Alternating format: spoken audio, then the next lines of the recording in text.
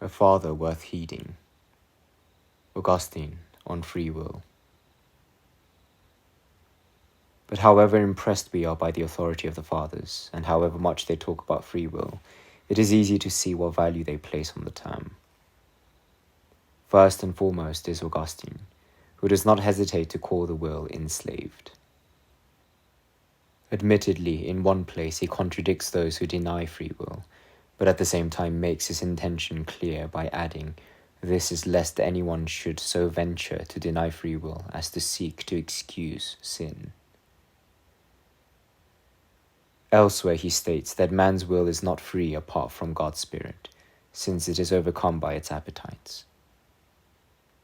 Again, once the will is vanquished by the sin to which it has succumbed, our nature has lost its freedom. Again, man in misusing free will has lost both it and himself. And again, free will is held captive and is powerless to do good. What then shall we say when in another place he seems intent on ridiculing the term, claiming that there is assuredly free will in man, but that it has not achieved freedom? It is free of righteousness and is a slave to sin. If someone conceives of man's free will only as the ability to forsake righteousness, to refuse its yoke and to serve sin, is he not simply mocking the accepted term by calling it free will? So if anyone should choose to use the word with a proper understanding of what it means, I have no further quarrel with him. But because I believe that it cannot be used without serious risk, and that to do away with it would greatly benefit the Church, I would not wish to adopt it myself, and my advice, if it were asked, would be to give it up.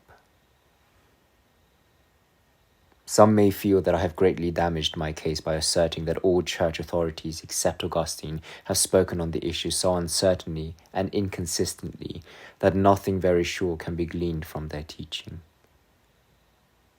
They will conclude that I mean to disbar them because they hold the opposite view from me. For my part, I have only sought to warn readers simply in good faith and for their own benefit how things stand, so that they do not expect more from the fathers than they will find in them. They will always remain in a state of uncertainty, since the fathers, having stripped man of all his power, teach that he must seek refuge only in God's grace. Yet, at other times, they grant him some kind of ability, or at least they appear to do so. It is not hard for me, however, to show from some of their statements that, ambiguous though their words may be, they thought absolutely nothing of human powers, or if they did, thought so little of them that they gave the praise for all good works to the Holy Spirit. For what else does Cyprian mean by the phrase so often quoted by Augustine, "We should boast of nothing, for nothing good is ours"?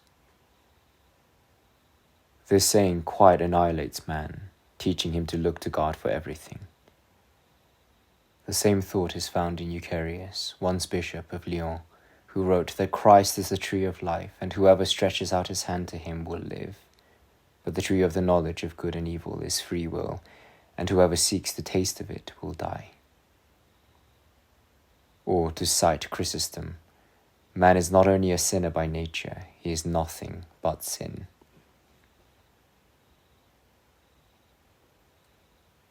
If, therefore, there is nothing good in us, if man from head to toe is only sin, and if it is wrong even to try to see what free will can do, how can it be lawful to parcel out the praise for good works between God and man?